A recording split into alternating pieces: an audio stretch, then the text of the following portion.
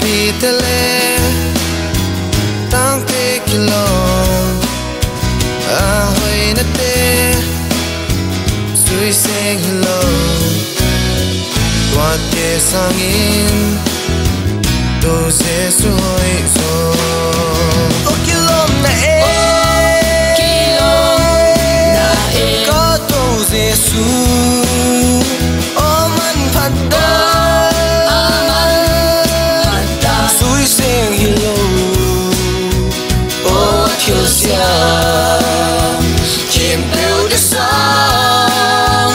Jesu Hoihzaw hi o tua de sang hầu na hoin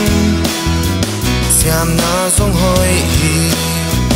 nun tang na ding i kêu te song in le lo le nei le lam zong tua te sang in do Jesu Hoihzaw o kilom na có do Jesu o man phada sui seng hilo o thiêu sia kiếm biểu cho sa Jesu Hoihzaw hi o tua de sang đi sắc thế na Jesu akane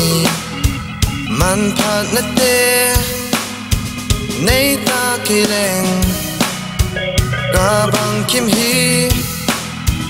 ka to Jesu ho vel sang in do Jesu Hoihzaw o kilom na ka to Jesu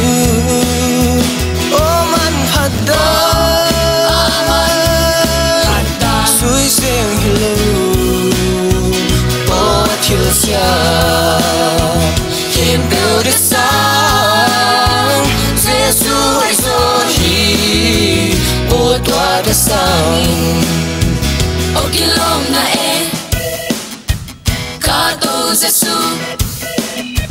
o man phada sui seng hilo